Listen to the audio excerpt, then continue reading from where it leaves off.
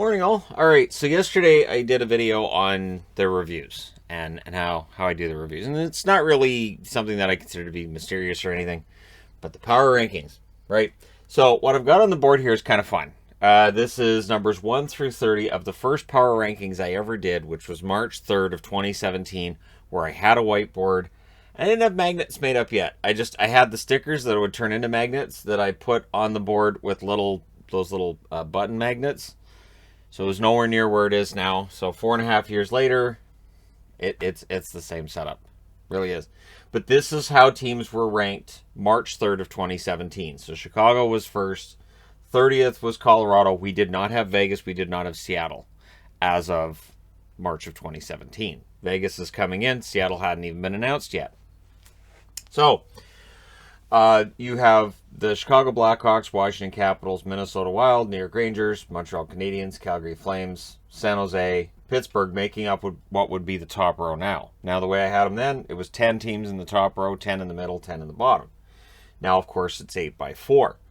Now, what I've got on the board here is results, and I'll talk about how those would affect how this power rankings works. And I'm going by how it's done now rather than how it was done back in 2017. So the way that it used to work was that if a team got a regulation win, that would move you up 2 spots, usually. Depended. Overtime win probably meant a 1-spot move because I put more weight into a regulation win than an overtime win, depending on the opposition. And then there's the shootout win that I treat kind of like a tie. And I say that because when we get to playoff time, there are no shootouts. There's also no 3-on-3s. So I put more stock into a team winning in regulation than otherwise. But let's get into these. So I've got random scores. I just made up scores. So let's say that Arizona beat Chicago 6-2. All right, so Arizona's all the way down here. Yes, what's also interesting is Arizona was 28 out of 30. Vancouver was 29 out of 30. The jokes write themselves, folks. So all these years later, and it's Arizona's like, okay, we're going to tear down and start a rebuild. And Vancouver's like, look, we have a plan. They're the drunk in the corner of the bar. So for this result, what that would do is it would put Chicago's position in peril. Now, I've also got Washington on the board. I have Washington beating Montreal 4-0. So that would definitely mean that Chicago would drop behind Washington the way I do it now. So that's a regulation loss for Chicago to Arizona, getting destroyed 6-2. Washington easily defeating the Montreal Canadiens, who are top row. Now for Montreal, they're 5th here. They lose to Washington. Now New Jersey, or Calgary's right behind them. Calgary I have losing to New Jersey 4-2. So both of these teams lose. They don't both move down. Montreal lost to the team that's now number 1 on the board. Calgary lost to a team that's in the bottom row. Now, I've got San Jose right here. I didn't put a game for San Jose in here. I'm going to go out on a limb and say that because Calgary loses against New Jersey, you can drop them down to 7th and move San Jose up. The New York Rangers, I gave them a game. It's an overtime win over the New York Islanders. The Islanders are 14th. I don't have anything bad happening with Minnesota, but I did have Minnesota beat Dallas in a shootout. Dallas is down here. So the Rangers win in overtime over a team here. Minnesota wins over a team here in a shootout. Depending on the circumstances of the wins, I may switch these two, but I probably won't. I'll probably look at that and say, you know what? So the team on the left is the road team. The team on the right is the home team. So both the Rangers and Minnesota would have won on the road. I'm okay with that.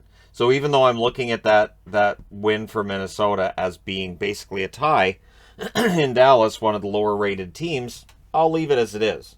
Now, for Dallas losing in a shootout against Minnesota, well, Carolina didn't play that night. There is a good possibility that Dallas slides past Carolina. And this is why when I do the power rankings on a Saturday, it gets kind of tricky because right now what we're dealing with is there's a lot of teams that have really good records or really good records in their last 10 games.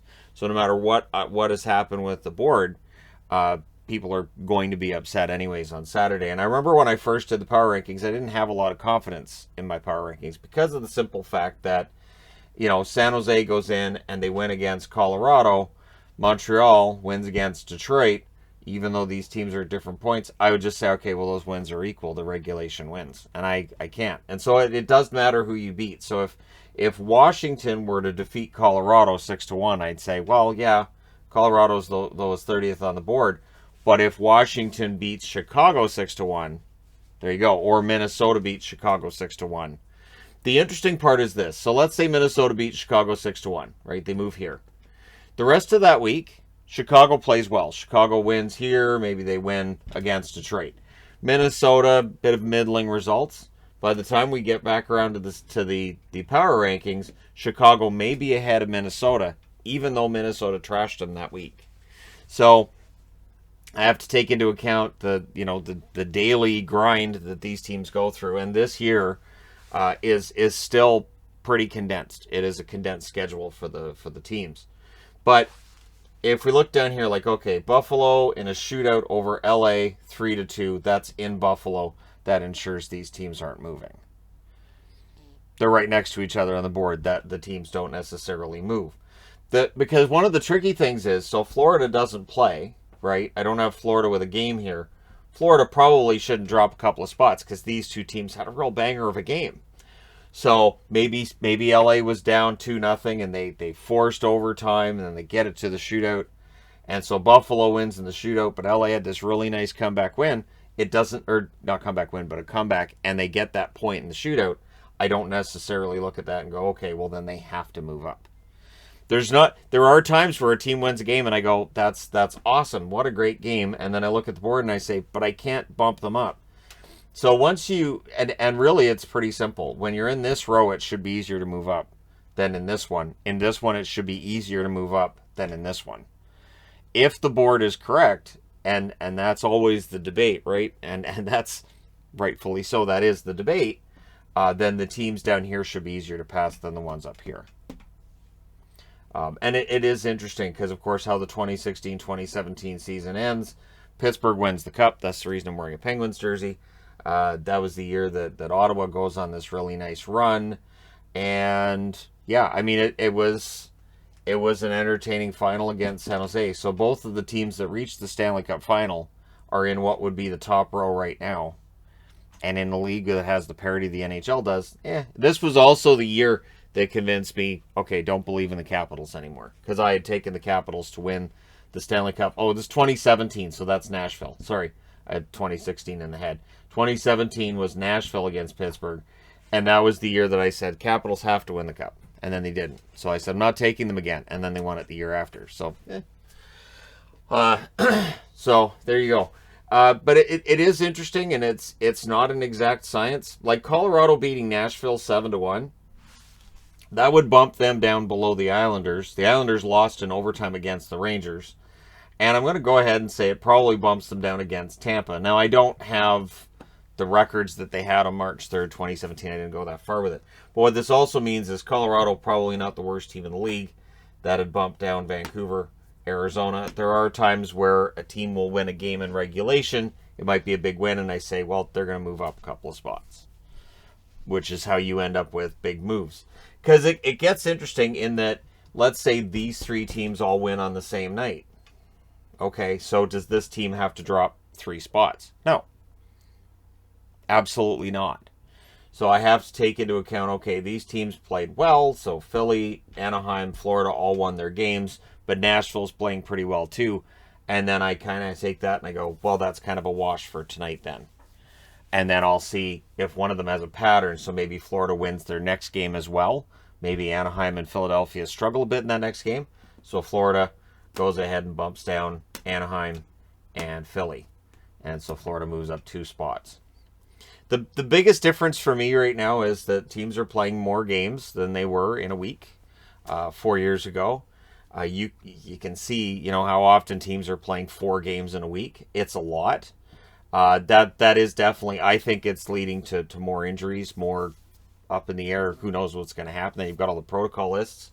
And I think it definitely creates more chaos.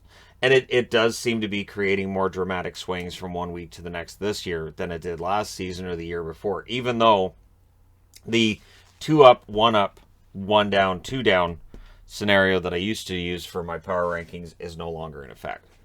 Because there were times where that kind of chaos, just by the end of the week, I was like, wow, how did they end up in the top row? How did that happen? And so then somebody would say in the comments, I don't understand how, let's say Minnesota, I don't understand how Minnesota's in the top row based on, whatever. And I'd be answering with, yeah, I don't know. The way that the board does this, I don't know. Because there was no, I left my opinion out of it as much as possible. And it created a lot of chaos. So there has to be a point where, like Columbus beating Pittsburgh 4-2, I look at that and I say, all right, well, I'll switch them. But again, just because they're switched, let's say this game's on a Monday, doesn't necessarily mean that by Saturday you may not see them switched back. And that is a bone of contention. Is I don't understand why Montreal's ahead of San Jose. San Jose beat Montreal this week. San Jose didn't have the same week Montreal did. I understand, and again, that head-to-head is great and everything, but it is just the one game. So it doesn't really give you that indication of which team's necessarily playing better. That's why, too, that, like, for instance, if the Capitals are first and they get absolutely annihilated in a game, I don't necessarily drop them. This week, a good example is Colorado. Colorado gets absolutely annihilated by Toronto, but I didn't look at that and say, well, they need to just drop, because they'd still won a lot of games going into that one, and Toronto's just playing really, really well. So to me, to say, well, that means that Colorado just has to take a nosedive, that'd be my way of saying I don't have any faith in Toronto. So since Toronto destroys Colorado and I don't have faith in Toronto, well, that means Colorado's terrible. And I don't see it that way at all. It's not something that I feel is an exact science on any level. I look at power rankings from around the internet when they come out, and I do mine on Saturday because TSN's come out on Monday. I think Sportsnet's come out on Tuesday or Wednesday. ESPN's, which are the hockey news, they come out on Tuesday. So I make sure mine come out on the weekend. And usually I tried to make sure, especially when 2017, 2018 was going, that my power rankings were the first ones of the season. Because then that way I'm at a starting point where people would say, well, he wasn't influenced by the power rankings from other sites. I don't look as much at power rankings from other sites now, though, as I used to. I used to really pore over them, and then I compare them with mine, and I don't do that anymore. There are times where I look at them and I say, I think they're underestimating this team, I think they're overestimating that team, but that's it. It's not an exact science. Because just going by the results alone is one thing, but there's always other mitigating circumstances. So, as a for instance, and I'll close on this, Columbus, right? Merzlikins, Korpisalo both out. Tarasov has to go in. Do I penalize Columbus in that loss against Dallas? I didn't. Do I penalize them based on other games that were played by Elvis and Korpisalo? Probably. But I look at that situation and I say, Tarasov comes in on an emergency basis. He did all right. Columbus had a decent game against Dallas. Did they win? No. Did they get a point? No. So it's a regulation loss, but there are mitigating circumstances. So that's one of those things I have to look at, right? It's sort of like if there's a game and there's a really nasty looking injury that takes 10 minutes to get straightened, and the guy's on a stretcher and he's wheeled off, and then his teammates just seem out of sync after that, and it's just they lose that game and they've lost that player. I will look at that and say, I'm not bumping them down for the results of that game. I can totally understand that from that moment through to the end of the game, they were thinking about their teammate, and so that affected their play. I can accept that. And then I will go on to the next game, and even if that player's not back in the lineup, but if they have a really dispirited effort in the next one, that's where I say, okay, now we may be looking at the start of a pattern. Because the idea of them really is to try to say, okay, so with where we're at right now, these are the teams that should be best going forward. And it's an attempt to be predictive. It's like advanced stats attempt to be predictive as well. This is what the advanced stats tell us. So this team that's not playing well, those stats tell us they should get better. So right now, the Seattle Kraken is an example, or a team that on the advanced level, we're doing really, really well, and the results weren't there. Now they are. So now the results are starting to back up those numbers. And for teams that maybe have a really good season going, but all the other numbers, all the fancy stats tell you they're not necessarily playing that well, eventually two things happen. Either they start playing well and those numbers get better, or they start to fall back to earth. Sometimes that fall back to earth's in the playoffs. They'll have a really good season, and then in the playoffs they just crash out. And yeah, so that to me isn't a complete exact science either, because any single stat that you can use for a goaltender, for a player, for anything, you can almost always counter them with another statistic or some other way of countering it to say, well, yes, but. And that's the greatness of the debate. I enjoy the debate, and I enjoy doing the power rankings. I always have. And I do my best to make sure that every Saturday night when they go up, they're accurate to how I feel that day. But I always laugh because the team that's number one on that board right now is not the team that was number one last Saturday. And over the years, there's been always he doesn't like this team because, he doesn't like this team because, but it has nothing to do with it. I look at the scores, I look at where teams are on the board, and I say, all right, the Rangers had a great game tonight. Minnesota didn't. So for tonight, these teams are swapped. And then the next game, if the storyline changes, maybe Minnesota goes back to third and the Rangers go back to fourth. The one that's interesting to me too, actually, this is where I'll close, because this is one that's interesting to me. So maybe from one week to the next, the Senators stay at 10. So the Senators stay at 10, but maybe the Oilers move up past them. Maybe Boston moves up past them, and they also pass Columbus and Pittsburgh. So Ottawa has a good week. They have a better week than Pittsburgh and Columbus. So they go 3-0 on the week. Boston and Edmonton also go 3-0 on the week. Pittsburgh and Columbus go 1-2 on the week. So Ottawa has passed these two teams, but because I've looked at the results and said, wow, maybe Boston and Edmonton beat teams at this end of the board. Maybe Ottawa beat teams at this end of the board.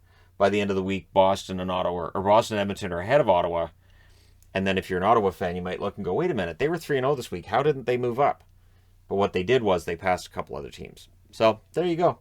It is interesting, too, looking at this board and saying, wow, so 4.5, almost 5 years ago now, and some of the teams are still in the same row that they would be now. I'm looking at them and I'm going, okay, so some of them are relatively close. Some of them are nowhere near close. Some of them are pretty close. And so, yeah, there you go. Let me know your thoughts in the comment section below, as always. Don't forget to hit like and subscribe if you're browsing your way through. You just happened upon this video. And I make this knowing that there are people who just come in to watch the power rankings. Like, the power rankings are easily the most viewed video on the channel and all that. So there will be people who just come in to watch the power rankings and not for anything else. So they likely wouldn't see the explanations. But I am totally willing to be, transparent with this. I've been asked too before, like, can you just, could you post the daily updates somewhere? Nah, because then that's going to end up being ugly too, where I might say, okay, Colorado lost tonight, I didn't bump them down. And then it would just be, I can't believe you didn't, how can you not bump that? That game was terrible, how can you not? And then the next day, okay, they recovered, they're still in the same spot, but how can you, that's not fair, they have to move, so there you go. But hey, thanks again for all your support, it means a lot. From a very snowy Abbotsford.